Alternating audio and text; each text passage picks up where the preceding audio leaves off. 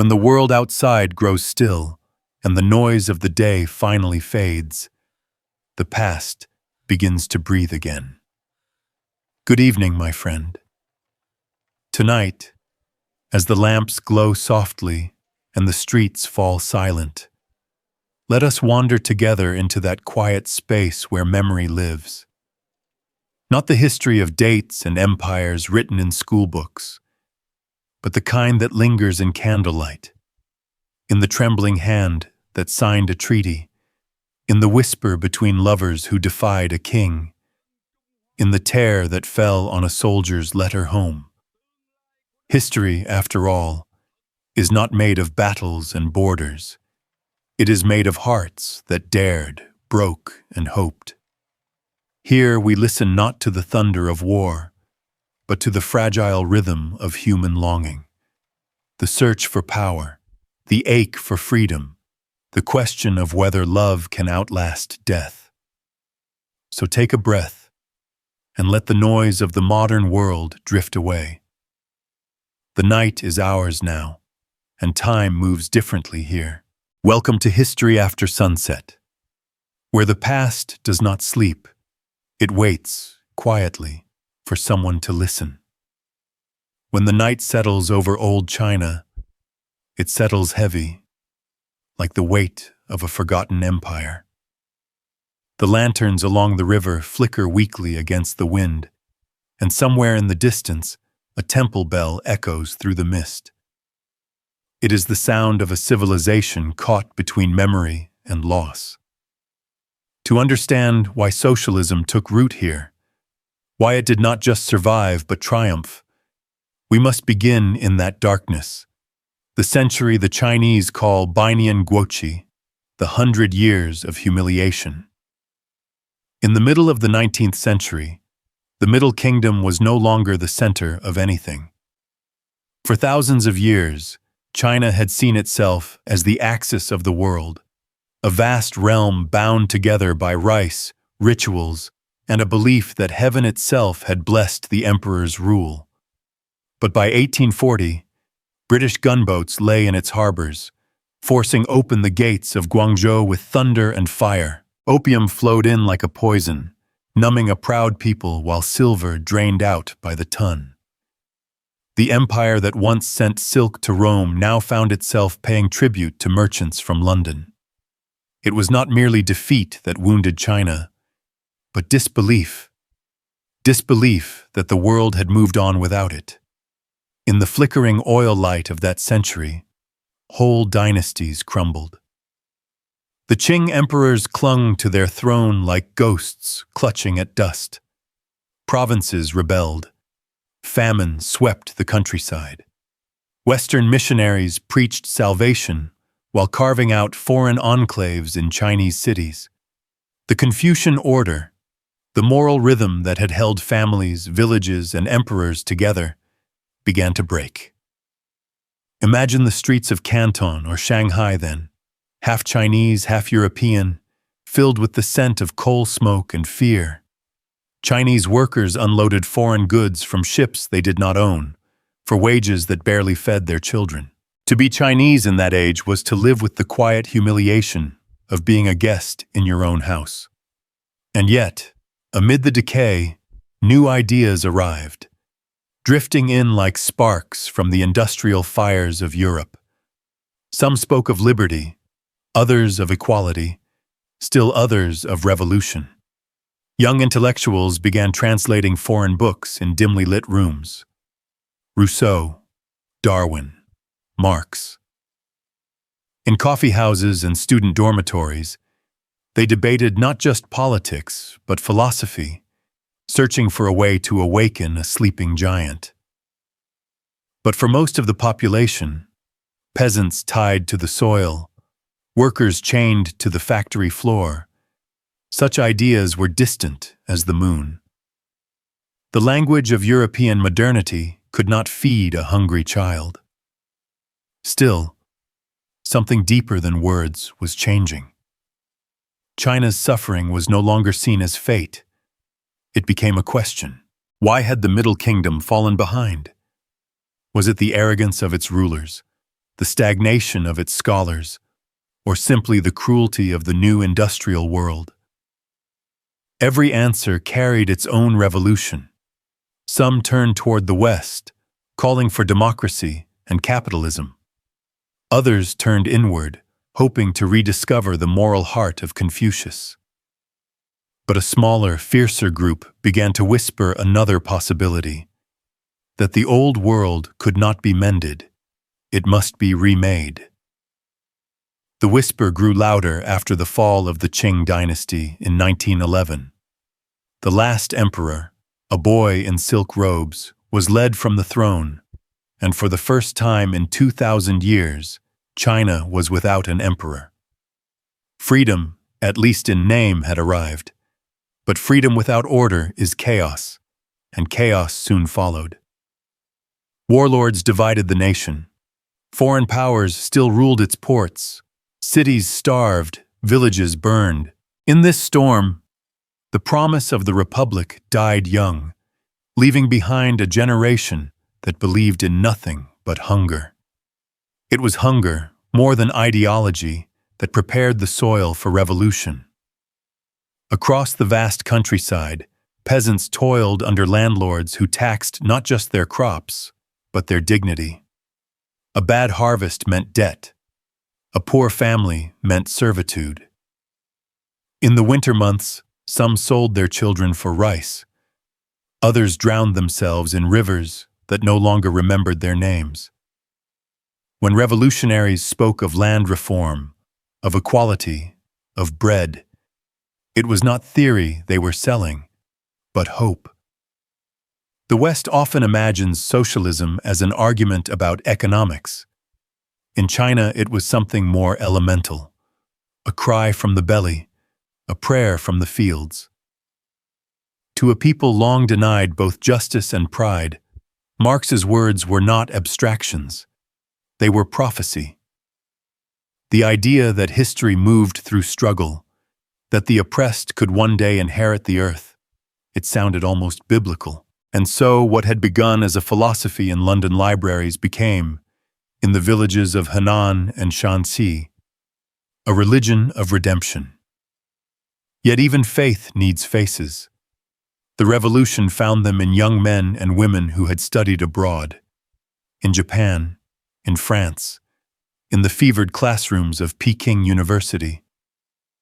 They returned not as conquerors but as pilgrims, carrying books instead of guns, preaching not of gods, but of equality. Among them was a librarian's assistant named Mao Zedong, who spent his evenings reading Marx by candlelight. In those pages, he did not just see a theory, he saw a mirror, the story of a people enslaved by their own traditions, yearning to break the cycle of dynasties and despair.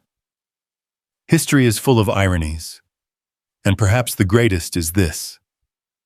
The idea that would one day define modern China did not come from its soil, but from foreign ink. Yet, it was precisely because socialism came from abroad that it could challenge what was native, the hierarchy, the fatalism, the worship of order. It offered the unthinkable, the right to question heaven itself. For a nation that had lived so long under emperors, that was nothing short of revolutionary. But no idea, however powerful, takes hold in peace. The first seeds of socialism were planted in war, war against foreign invasion, war between warlords, and finally, war between Chinese themselves. It was in the Long March, in the endless columns of barefoot soldiers trudging through snow, that the philosophy of Marx turned into the faith of Mao. Each step was a page rewritten in blood, each death a verse in the scripture of struggle. And when they reached the end of their 1,000-mile pilgrimage, they carried with them not victory but conviction, that the world could be made new, not by kings or scholars, but by the common man. Looking back, it is easy to see the logic of it all, how suffering prepared the soul of a nation to receive a radical idea. But in the quiet of those early years, nothing felt logical. History rarely does when you are living inside it. To those who endured it, the coming of socialism was not a destiny fulfilled, but a desperate gamble, a leap from despair into belief. Perhaps that is the paradox of all revolutions. They are born not from certainty, but from exhaustion, not from strength, but from the unbearable weight of powerlessness. For China, socialism was less a conquest of ideology than an act of survival. A people who had lost faith in emperors, in merchants, in gods, at last found faith in themselves. And so the night that began with humiliation did not end in silence. Out of the ruins rose a new kind of dawn, not golden, not gentle, but red, raw, and defiant. The world would soon learn its name. For now, though, imagine that dawn as it first appeared.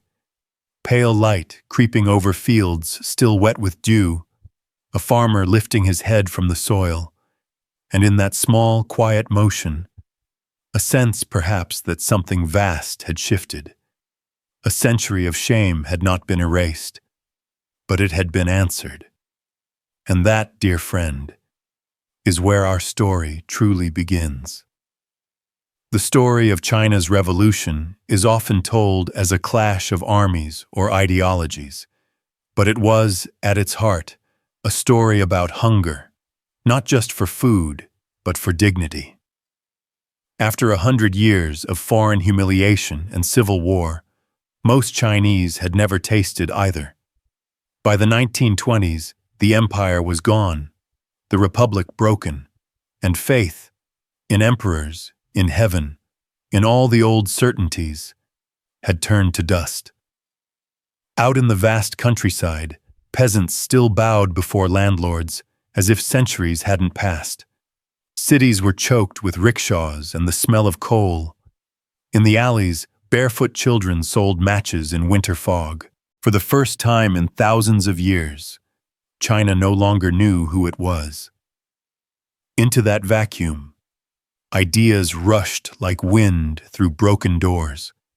Liberal democracy, capitalism, anarchism, all promising rebirth, all speaking in foreign tongues.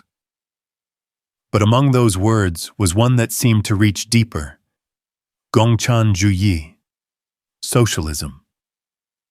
It didn't begin in the palaces of power, nor in universities of privilege, but in whispers among the dispossessed.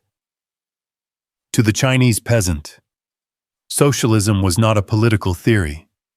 It was a simple translation of an older dream, the dream that the earth should belong to those who worked it. Imagine the countryside then. Miles of terraced hills under a gray sky. Farmers bent beneath the weight of baskets and centuries. Most of them could not read, but they understood debt. They knew the taste of taxes collected in rice and tares. A poor harvest meant losing your ox, your land, your child. The village schoolteacher might speak of Confucian harmony, but harmony meant little to an empty stomach. When the first socialist organizers came, tired men in threadbare coats, quoting Karl Marx from smuggled pamphlets, the peasants didn't ask about dialectics. They asked one question: will it feed us? The early communists learned quickly that ideas only live when they touch soil. They traded the language of European philosophy for the language of the fields. They spoke of fairness instead of class, of neighbors instead of comrades. They shared rice before they shared rhetoric. And slowly, something extraordinary happened. The people began to believe. They believed not in theory, but in themselves.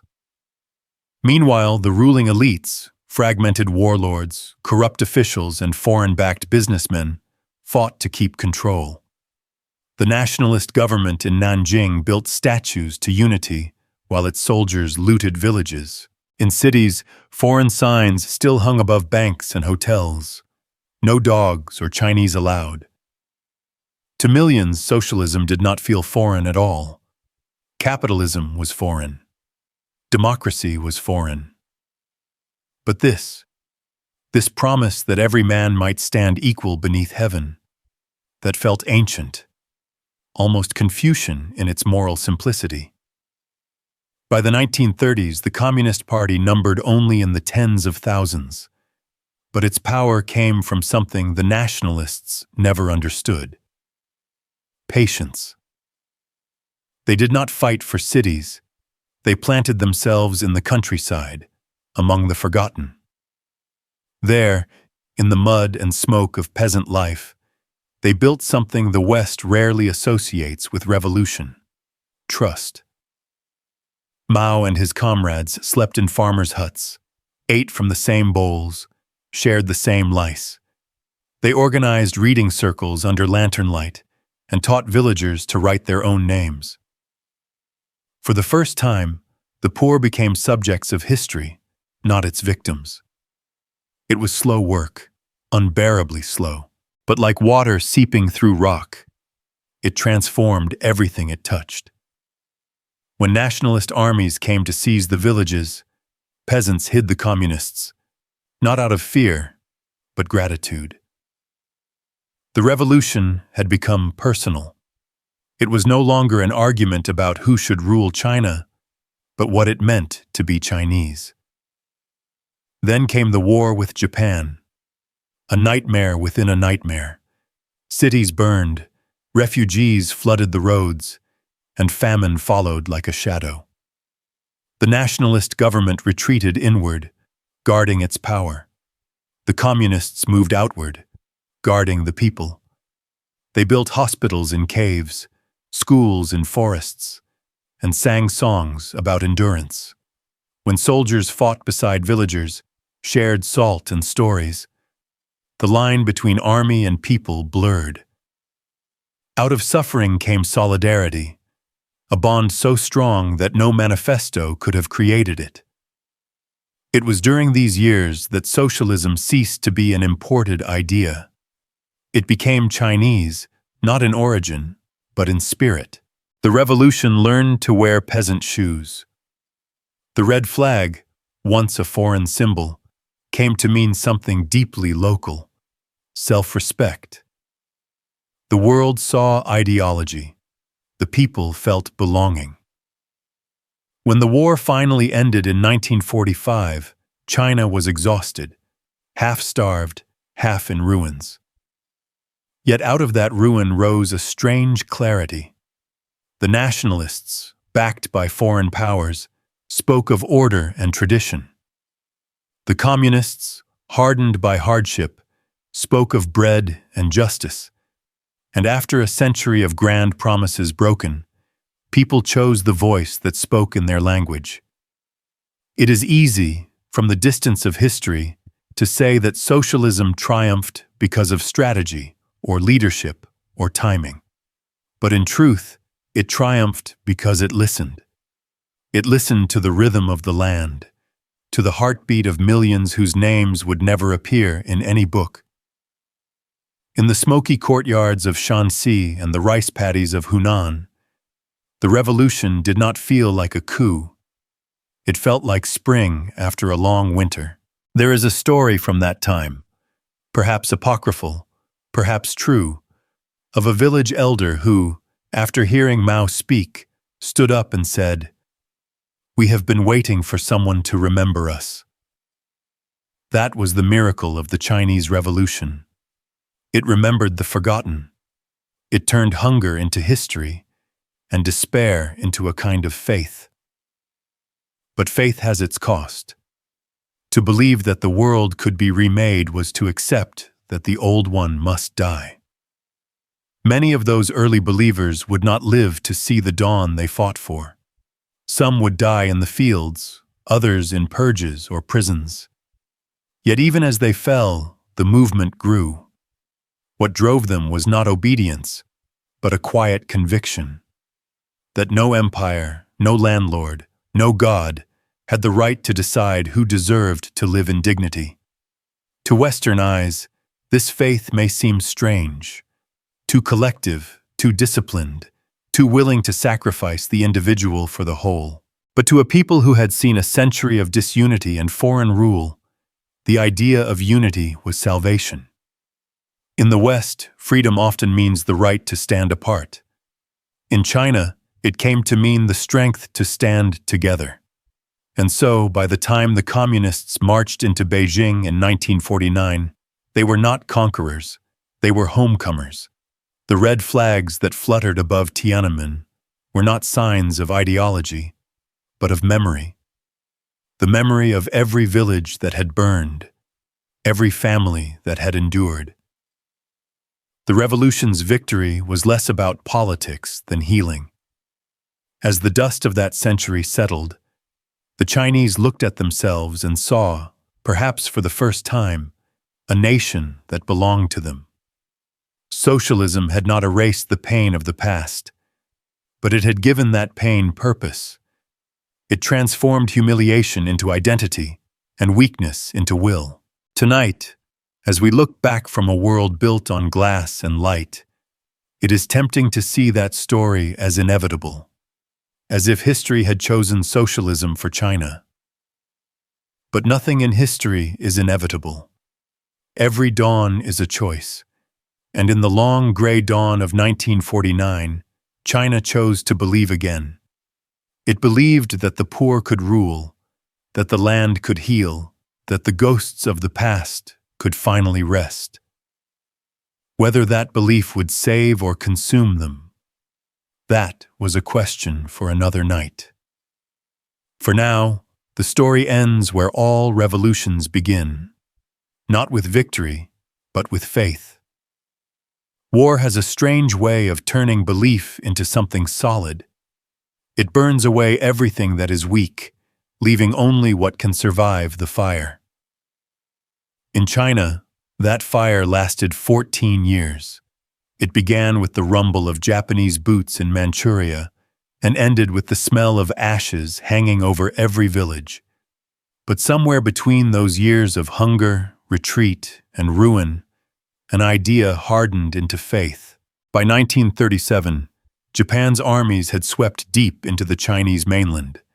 Cities fell like brittle porcelain. In Nanjing, once the capital, soldiers went mad with conquest. What followed was not war, but slaughter. Civilians shot in the streets, rivers clogged with bodies, women pulled from hiding and never seen again. The world called it the rape of Nanjing. China called it hell. The nationalist government, proud and westernized, fled to the interior, its leaders quarreling even as the country bled. To many Chinese, it felt like déjà vu, another empire collapsing, another generation betrayed. But far from the ruined cities, in the misty hills and caves of northern China, a different kind of struggle was unfolding. There, the communists, still small in number, built what they called liberated zones. They were places of impossible poverty, straw huts, dirt roads, schools made from bamboo, yet they carried something the rest of China had lost: purpose. When Japanese planes roared overhead, the villagers didn't run. They dug trenches, sang songs, shared their last handful of rice. They weren't fighting for a flag or a government. They were fighting for each other. Mao Zedong, then not yet the myth he would become, understood something the generals in their silk uniforms did not: that survival itself could be revolutionary. His soldiers slept beside farmers, repaired their roofs, plowed their fields. They called themselves the People's Army, and for once the name fit. In the West, wars were fought for borders. In China, this one was fought for belonging. If you could have walked through those villages then, through the foggy dawn, when the roosters cried and the air smelled of wet earth, you would have seen young men with rifles too heavy for their shoulders, teaching children to read before marching off to fight. You would have seen women weaving bandages by candlelight, whispering songs about a country reborn. The revolution was no longer a theory whispered in classrooms. It was something you could touch, smell, and bleed for. The nationalists, meanwhile, retreated deeper into corruption. Their soldiers looted peasants. Their officers grew rich on stolen supplies. They wore foreign suits and spoke of democracy while the countryside starved. The Americans sent weapons, but not understanding. They believed this was a war between two armies. It wasn't. It was a war between two visions of China, one that looked outward and one that listened inward. The Japanese occupation changed everything. It turned China into a crucible. Villagers who had never traveled beyond their province now saw the world's cruelty up close. They saw their homes burned, their children taken, their gods silent. And when everything you love is gone, you look for something that will not betray you. For many, that something was the communist promise, not of paradise but of dignity. The idea that a poor man's life mattered as much as a rich one's, that even in defeat, there could be honor. There is an old Chinese saying, "When the wind of change blows, some build walls, others build windmills." The nationalists built walls around their cities, their wealth, their pride. The communists built windmills harnessing the storm. They sent guerrillas to fight in the mountains, teachers to villages, doctors to the sick. Every wound they treated, every grave they dug, deepened the bond between party and people. It was a politics of compassion, and in a time of despair, compassion is power. As the war dragged on, the line between survival and belief blurred. When the Japanese bombed a communist stronghold, Mao ordered schools rebuilt before barracks.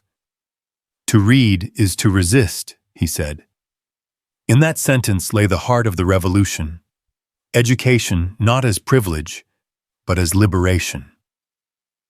While the nationalists drafted peasants to die, the communists taught them why they fought. For the first time in memory, China's poor were not just the background of history. They were its authors.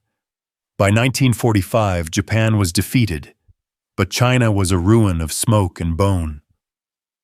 The Americans expected Chiang Kai-shek's nationalists to inherit victory, but victories belong not to those who win wars, but to those who survive them with meaning intact. The communists emerged from their mountain caves not triumphant, but unbroken, and that mattered more. Their faith had been tempered in suffering. Their leaders had starved with their followers, marched beside them, buried their children in the same soil. Out of this shared grief came something more powerful than any ideology: trust. Western observers often struggled to understand it. To them, socialism was an argument about economics, a contest of systems. But in China, it had become something moral. The revolution had stopped being about overthrowing a class. It was about recovering a soul.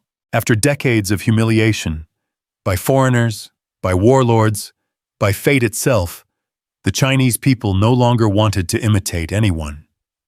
They wanted to believe in themselves. It's easy from afar to think of belief as something abstract, but faith, real faith, is never clean. It grows in the mud, in the noise, in the long nights when hope seems foolish.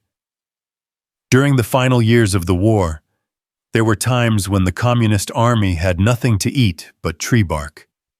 Yet they kept moving, kept singing, kept writing poems about a future they might never see. It was not optimism. It was defiance, the refusal to let despair have the last word. When I imagine those soldiers, I think of one image: a line of men crossing a snowfield at dawn, their breath rising in the cold air, the horizon still gray. Somewhere behind them, Their villages burn.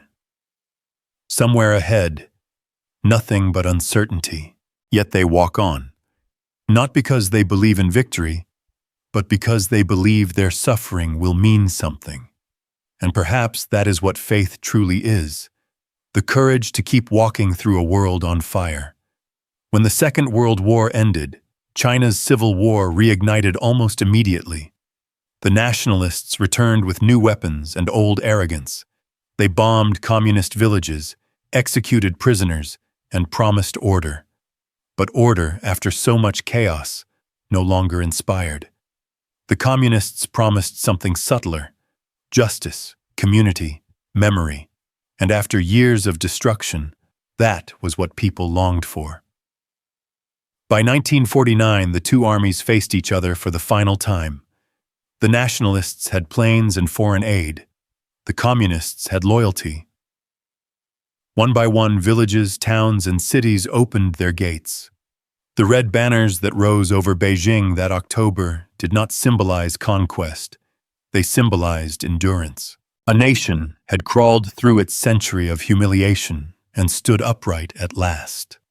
Looking back, it's tempting to call it destiny, that socialism was bound to win in a land so wounded. But history is never that simple. Socialism triumphed in China not because it was perfect, but because it listened to pain and offered a language for it. It gave the powerless a name, the broken a direction, the forgotten a story to tell. And that, in the end, is why the revolution survived the war that nearly destroyed it. Because when everything else burned, cities, dynasties, ideologies, the simplest belief remained: that no one is born to kneel. As night falls and the fields grow quiet again, you can almost hear their footsteps, faint, steady, fading into history. Not marching to victory, but to memory. And somewhere, under the same gray sky, the wind still carries their song. The morning of October 1st, 1949, began with a haze. Beijing was still half in ruins, streets scarred from war, air thick with coal smoke and hope. In Tiananmen Square, a crowd gathered, faces worn and sunburned, some barefoot, others still in patched uniforms. They came not for spectacle, but for proof that the long night was truly over. Then, at exactly 3 o'clock in the afternoon, a small man with a heavy voice stepped onto the balcony of the Gate of Heavenly Peace. Mao Zedong looked out across the square, raised his hand, and declared, "The Chinese people have stood up." It was not just a proclamation of victory, it was an exorcism. For a century, China had knelt, to emperors, to foreigners, to fate itself. That day it stood. The red flags that rippled in the wind were not merely symbols of revolution. They were bandages on an old wound. To millions, socialism was no longer a theory from foreign books. It was the face of survival, the first dawn after 100 years of darkness. The early years of the People's Republic were a blur of hunger, hope, and astonishing energy. In villages, landlords were dragged before the very peasants they had ruled. Fields were redistributed, schools built from the timber of ruined temples. The promise was intoxicating: a world without masters, without beggars, without humiliation. For the first time, the idea of equality was not a whisper, but law. If you walked through the countryside then, you would have seen portraits of Mao hanging where family ancestors once did, paper slogans pasted on mud walls: "Serve the people," "Land to the tillers." Children recited them as prayers. Women who for centuries had bound their feet now worked in fields and factories. It was messy, imperfect, sometimes cruel, but it was movement, and after decades of stillness, movement felt like life. To the West, China in the 1950s looked like fanaticism. To those who lived it, it felt like awakening. The revolution's early success wasn't only about power, it was about faith. People were exhausted by cynicism. They had seen too many emperors, too many false republics, too many flags that meant nothing. Socialism, for all its harshness, offered something the old world never did: a reason to believe. Still, faith is a fragile foundation for a nation. Once the shouting fades, the real work begins: the building, the governing, the feeding. By the mid-1950s, China faced the impossible question: how do you feed 500 million people with an empty treasury and scorched fields? The answer came, as it often did in the 20th century, from ideology. Mao believed the revolution could be accelerated, that human will itself could bend the laws of nature. He called it the Great Leap Forward. It began with the clang of hammers and the smoke of backyard furnaces. Villagers melted their pots and pans to make steel. Farmers left the fields to build dams and communes. At night, the hills glowed red from the fires. To Western eyes, it was almost biblical, a people trying to forge a nation from their own faith. But nature has no ideology. The crops failed, the furnaces produced useless metal, and famine came like a slow, invisible army. No one knows how many died. Some say 20 million, some say 40. But the real number lies beyond counting, in the quiet graves by empty rivers, in the silence of villages erased from maps. For a time, it seemed the revolution had devoured its own children. Yet even in failure, something endured: the stubborn conviction that the past could not return. Mao was not a man who doubted easily. He saw criticism as betrayal, and his power grew absolute. But beneath the surface, cracks widened.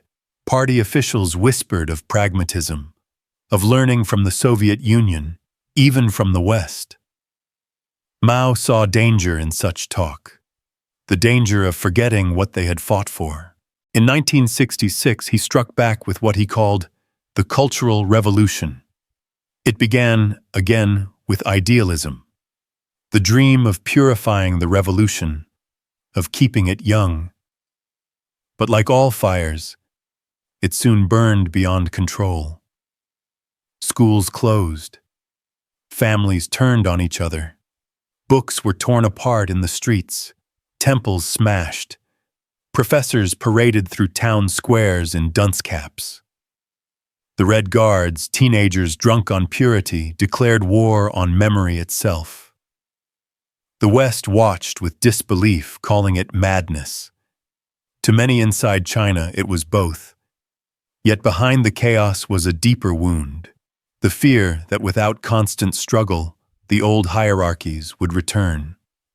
China had been oppressed for so long that rest itself felt dangerous.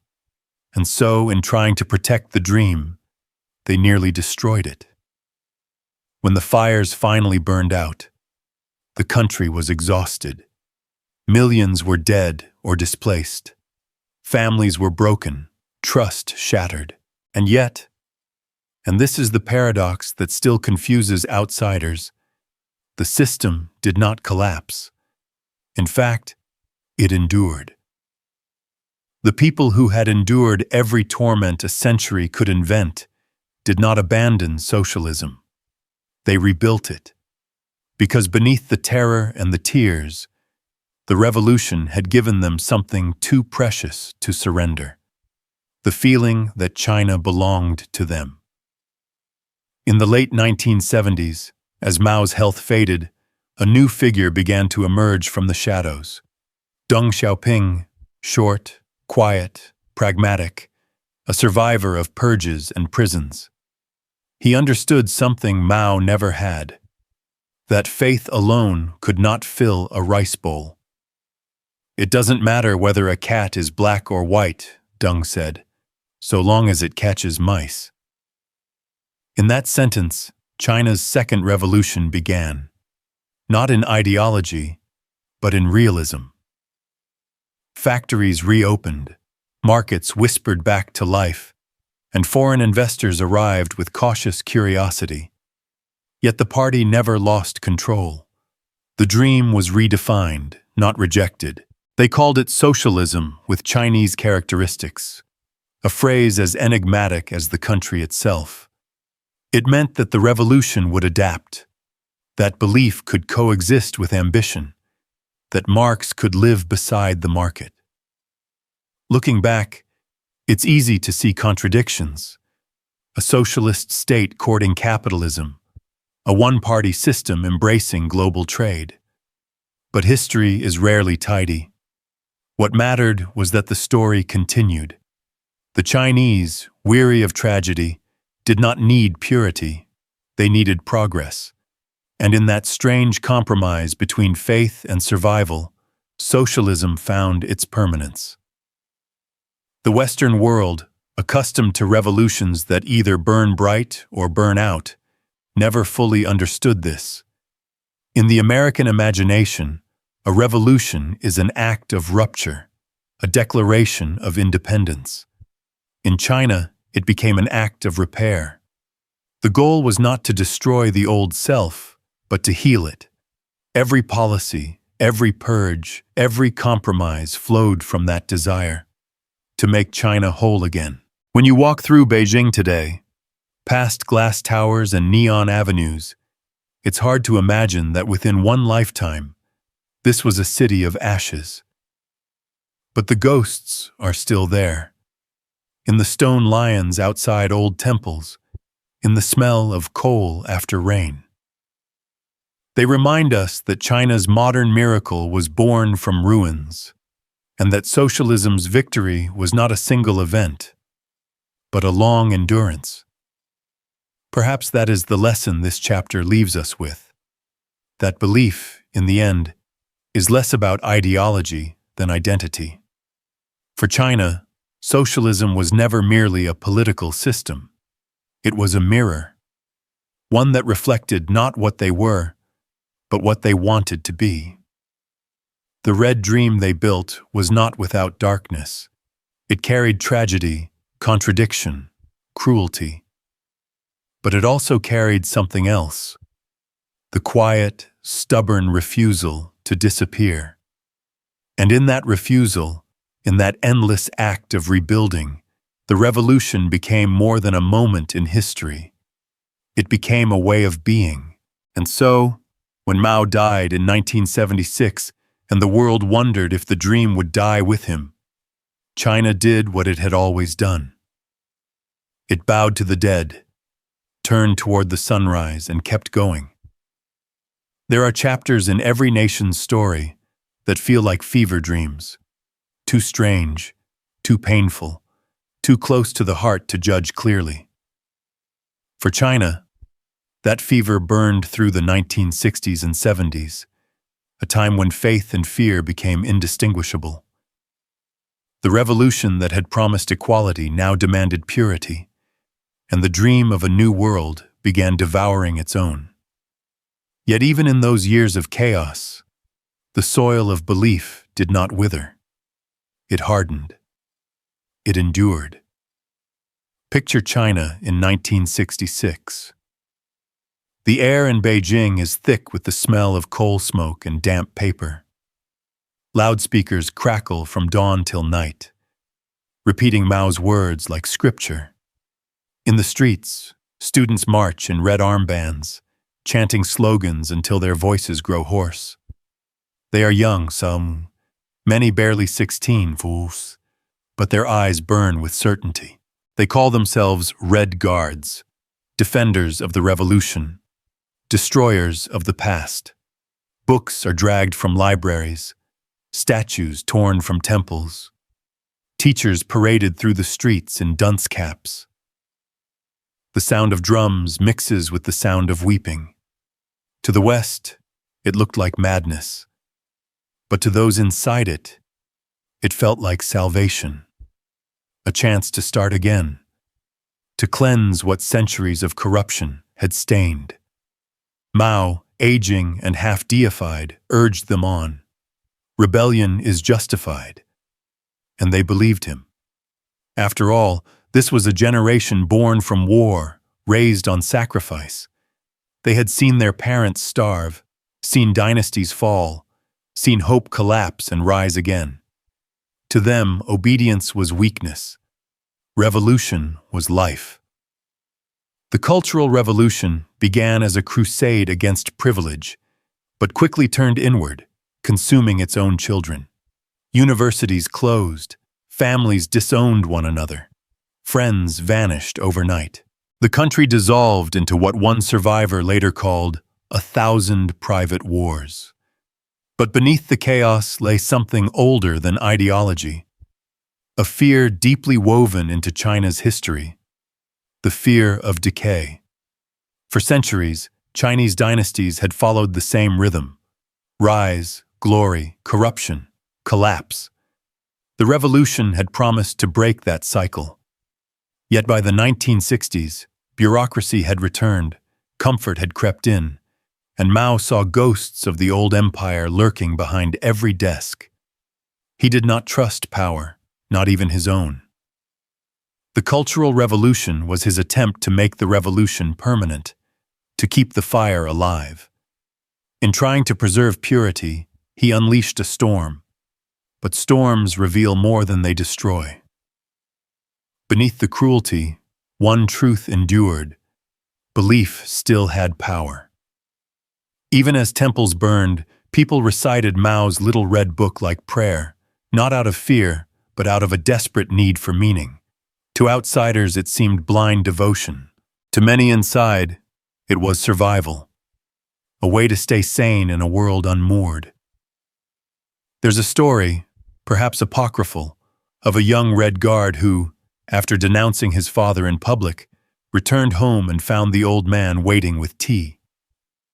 The father said nothing, only poured a cup, placed it before his son, and whispered, "Someday you'll understand." The boy wept but said nothing. He had betrayed his family for an idea, and he could not tell which loss hurt more. This was the paradox of Mao's China. Faith so deep it could both inspire and destroy. It wasn't the blind faith of zealotry, but the wounded faith of a people terrified of losing what they had just gained. The revolution had given them voice, pride, identity.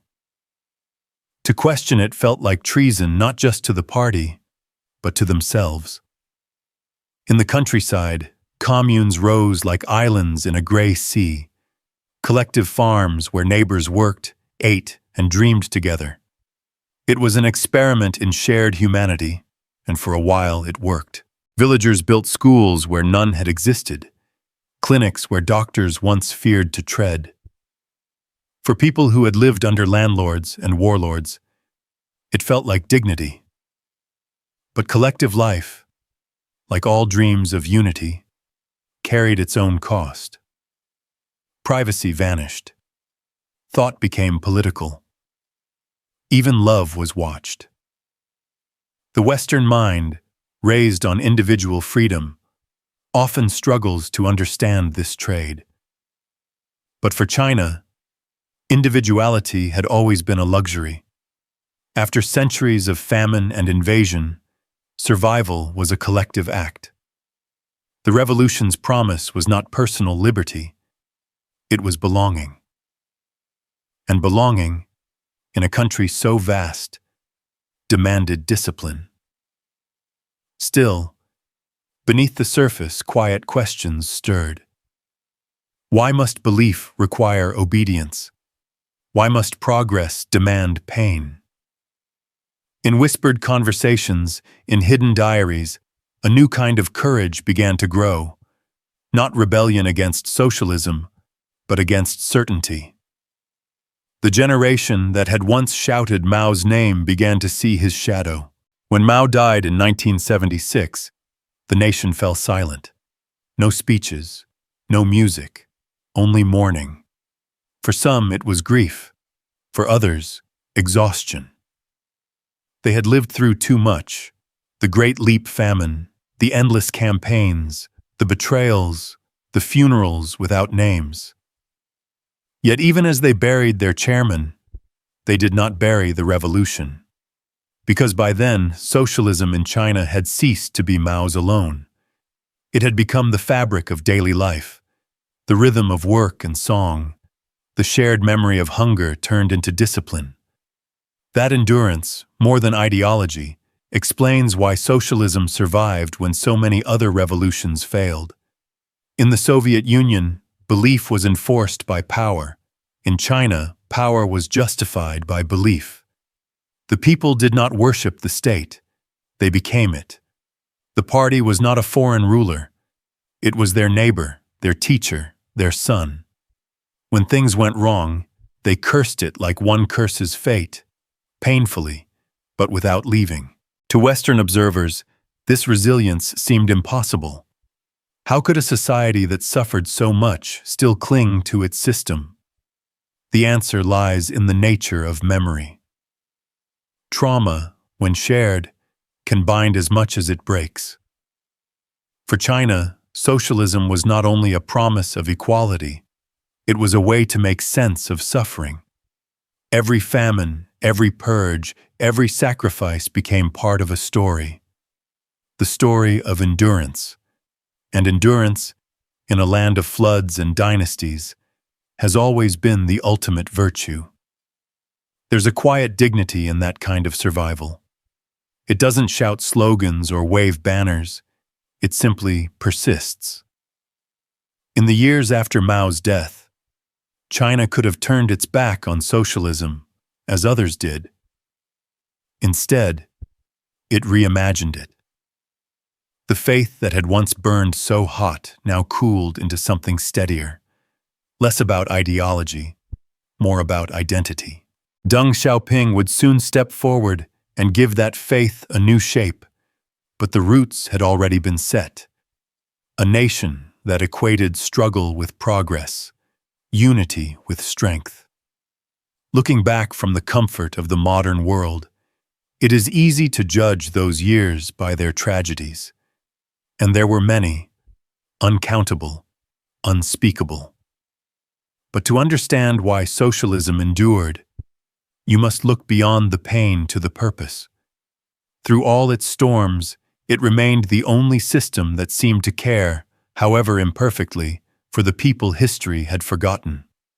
It gave the nameless faces a place, the silent a voice, and even in its darkest hours, it offered a reason to keep moving forward. Maybe that is why, when the smoke finally cleared, China did not abandon its revolution. It redefined it.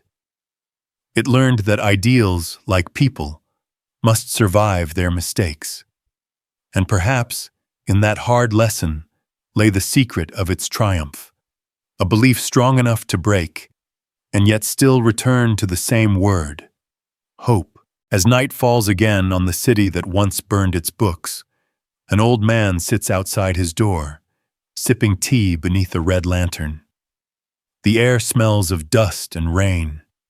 Somewhere in the distance, a train whistle calls, long, low, mournful. He closes his eyes, remembering the years of chaos, the faces lost to time, and softly, almost to himself, he whispers, "We survived." Maybe that, in the end, was what the revolution had always wanted. Not perfection, not paradise, just the strength to survive. The winter of 1978 came cold and gray over Beijing. The capital was quiet then. No parades, no slogans, only the creak of bicycles and the soft hiss of coal fires in the wind. The revolution was growing old. Mao was gone, his portrait still watching from every wall, his words still printed on fading red banners. Yet the country he had built was tired, hungry, and uncertain. The great dream had survived its storms, but its people were weary of sacrifice. In the small town of Xiamen, an old peasant once said, "We fought for a better life. When will we live it?" That question hung in the winter air like fog. Across the countryside, communes struggled. The fields, once symbols of equality, now yielded less than ever. Factories built for glory stood silent. Trains rusted on forgotten tracks. For all its victories, socialism had not yet found a way to feed its own promise. And then, almost quietly, a new voice rose from within the same revolution that had devoured so many of its children. It did not come from poets or soldiers, but from a man who had learned the cost of purity. Deng Xiaoping. Small, sharp-eyed, his hands clasped behind his back, he spoke not of ideology, but of results. "It doesn't matter," he said, "whether a cat is black or white, as long as it catches mice." To the Western ear, it was pragmatism. To the Chinese, it was permission. Permission to hope again, to dream without guilt. The year 1978 marked the beginning of something the world had never seen before. A socialist nation opening its doors to capitalism, not as surrender, but as strategy. The phrase they used was socialism with Chinese characteristics. It sounded bureaucratic, but beneath its blandness lay a quiet revolution, a way of keeping faith without denying reality. Factories roared back to life, not as temples of ideology, but as engines of survival. Farmers were allowed to keep what they grew. In villages, markets reappeared like flowers pushing through old concrete. At first, it was small, a handful of families trading vegetables after work. But in China, small things never stay small for long. Within a decade, the sound of commerce, the rustle of money, the murmur of bargaining, replaced the chants of propaganda. The West watched, puzzled. Was this still socialism, or something new wearing an old costume? To the Chinese, the answer didn't matter. Ideology had been a fire. Now it was a lamp, dimmer, steadier, enough to see by. After decades of deprivation, the people wanted light, not flames. If you had walked through Shenzhen in those years, you might have thought you were seeing a miracle. In the late 1970s, it was nothing. A fishing village of 30,000 souls, rice paddies stretching to the horizon. By the late 1980s, it had become a city of glass and concrete, humming with neon and ambition. Young men and women from the interior arrived with nothing but a suitcase and a hunger for change. The smell of oil and dust filled the air. Cranes dotted the skyline like iron birds. Every morning, the sun rose over a new skyline, and every evening, it set on a new kind of faith, not in Marx or Mao, but in possibility. And yet, despite the skyscrapers and the markets, socialism did not die. It adapted. It began to speak the language of progress instead of purity. The party remained, its power intact, but its tone softened. It no longer asked the people to worship, only to work, to build, to believe that the nation's rise was their rise. The promise of equality had become the promise of prosperity. For many in the West, this seemed like contradiction. How could a communist state embrace capitalism without losing its soul? But China's socialism had never been about sameness. It was about survival. It had learned that ideology without bread was brittle, that faith without results would starve. In the ashes of idealism, a more practical belief took shape, that socialism could serve the people not by denying wealth, but by directing it. There's a story from that era of a farmer named Ye in Anhui province.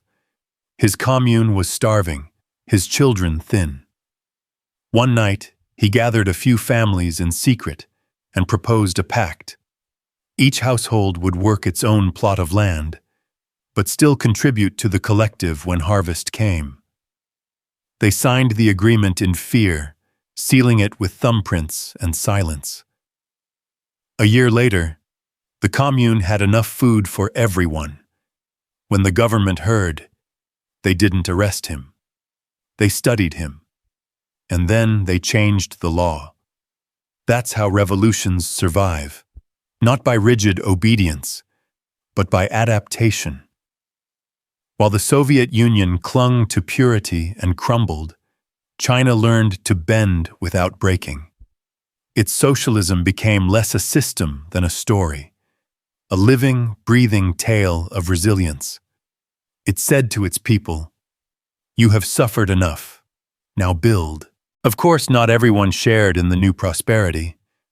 For every shining tower in Shanghai, there were villages left behind.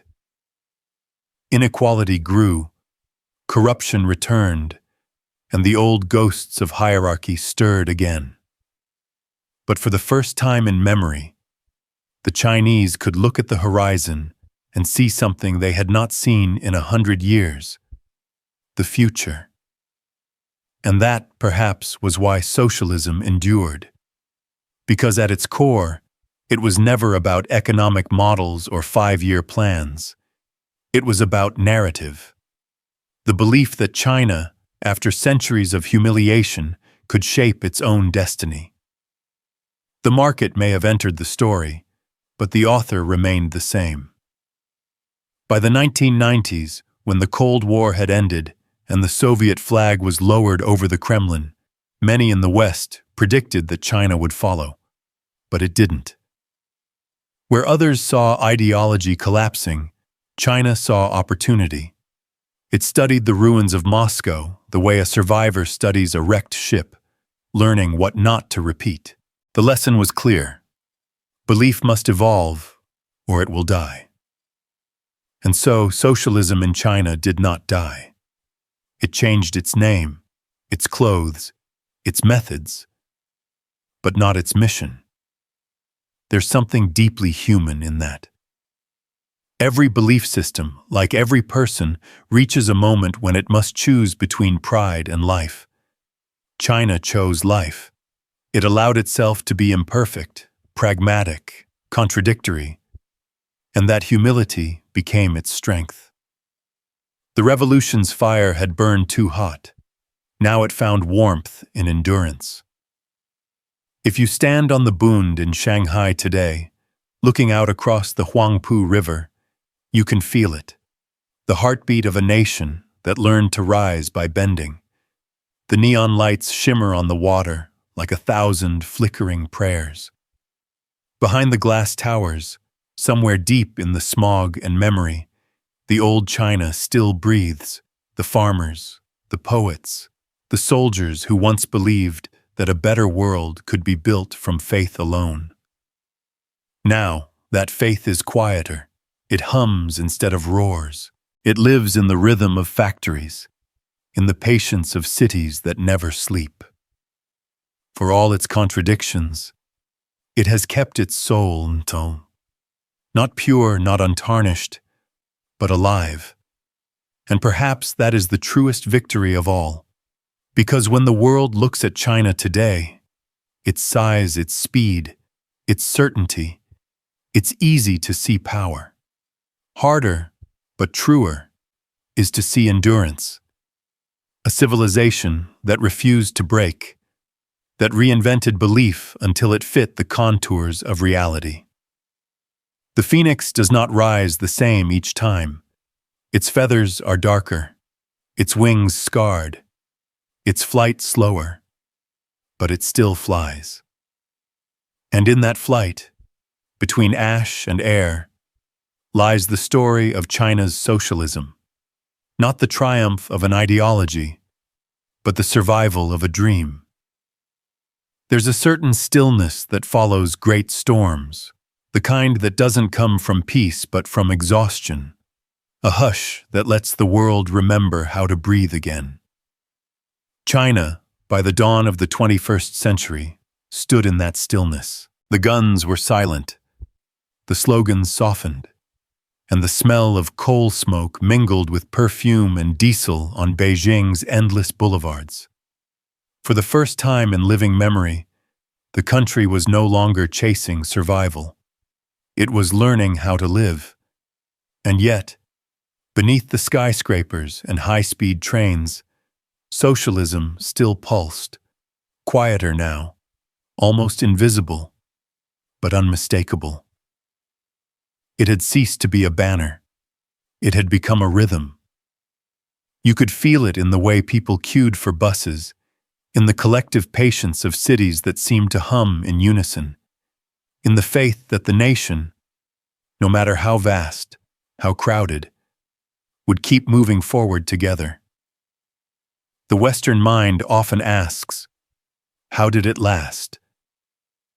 How did a system born in revolution, scarred by famine, survive the age of globalization and smartphones?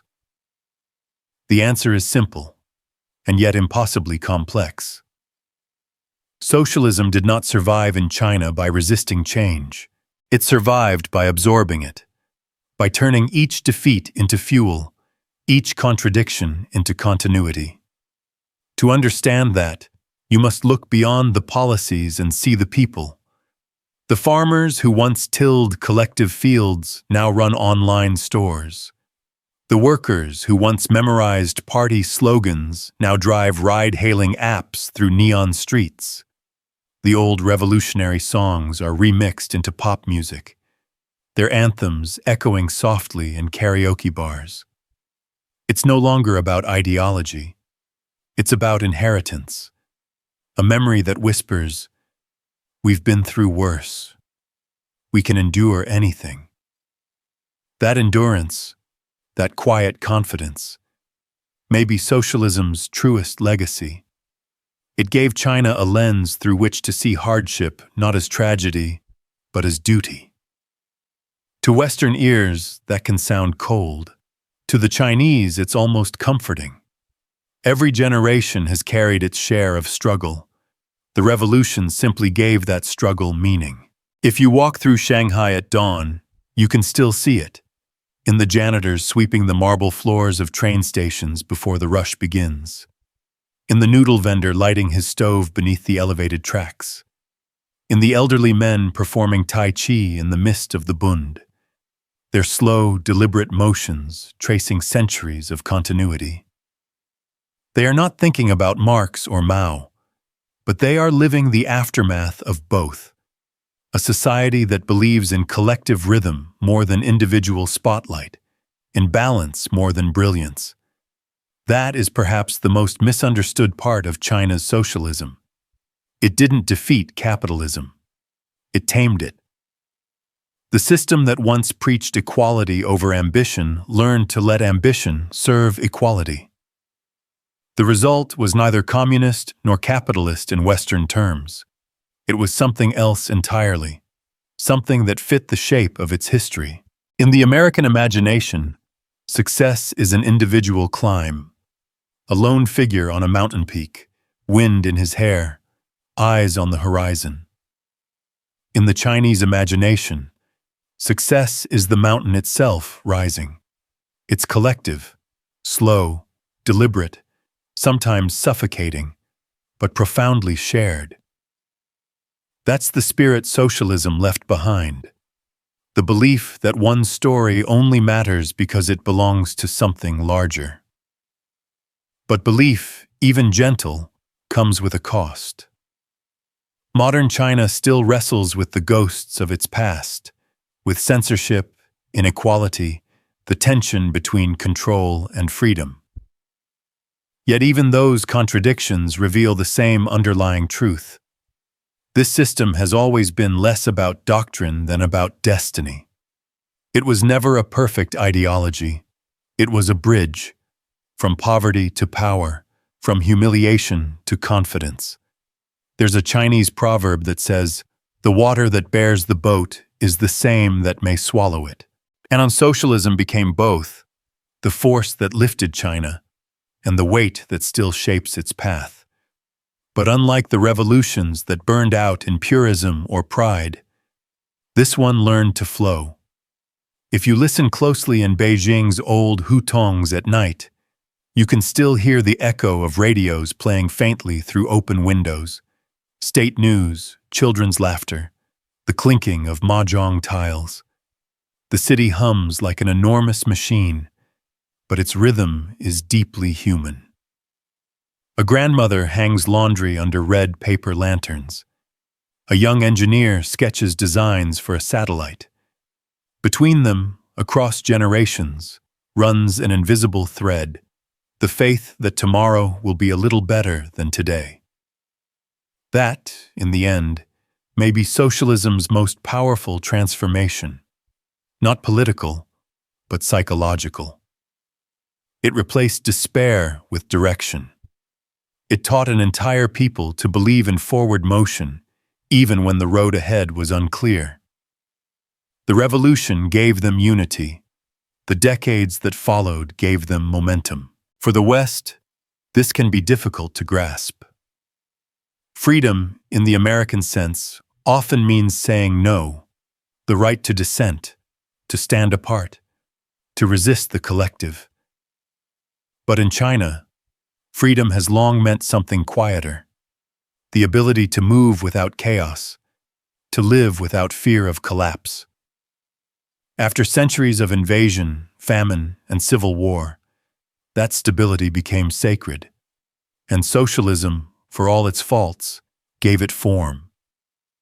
In that sense, the victory of socialism in China was not the triumph of ideology, but of psychology, a nation choosing order over anarchy, endurance over despair. It did not win because it was the truest system, but because it was the one that made sense of pain. It turned humiliation into strength, and sacrifice into continuity. And yet, behind the steel and glass of modern China, the echoes of the past remain, faint, persistent, like the low hum of a train you can hear but not see. In the countryside, old women still tell their grandchildren stories about the famine years, not with bitterness, but with calm pride. We endured, so you don't have to. In classrooms, students memorize Marx not as a prophet, but as an ancestor, a name in the lineage of endurance. When the world looks at China now, it sees skyscrapers, markets, power. But beneath it all lies a more fragile truth, a century-long conversation between despair and belief. And in that dialogue, socialism became not a theory, but a habit of the heart. Perhaps that's what makes China's story so different. Most revolutions seek to change the world. This one sought to change a civilization's self-image. It taught a people long defined by tragedy that their suffering could serve a purpose, that even pain could be patriotic. As the night deepens over Shanghai and the lights along the river flicker one by one, the city hums like a memory, restless, radiant, unstoppable. Somewhere, an old song plays on the radio, its melody faint but familiar. Without the Communist Party, there would be no new China. It's not sung with zeal anymore. It's sung with nostalgia. The way one hums a lullaby that once soothed a nation some through its darkest nights. And maybe that's how all revolutions end, not in thunder, but in music. Not with a shout, but with a whisper that carries through generations. We have endured, we have changed, and still, we move forward. The fire that once roared has become an ember, small, steady, patient. It glows in the factories, in the classrooms, in the quiet faith of a billion ordinary lives. And in that soft, enduring light, the story of China's socialism finds its peace. And now, as the night settles over the glowing cities of China, the story still breathes, slow and steady, like a nation that has walked through storms and learned how to rest. Socialism here is no longer a slogan or a banner. It's a rhythm, a quiet belief that even the deepest wounds of history can turn into strength. It didn't just reshape a country. It taught a people how to endure, how to rise, and how to keep walking without losing their soul. Because in the end, victory isn't about power or wealth. It's about finding meaning in the ashes and hope in what remains. If tonight's journey left you a little quieter inside, do us a small kindness. Tap that like button, whisper a comment, or tell us soon. What stayed with you from this story? And who should we explore next time? For now, close your eyes. Let the sounds of the world fade, and let history drift softly through your thoughts. We'll meet again, on another night, beneath another light, when the world is still enough for us to hear time itself breathing. Sleep well.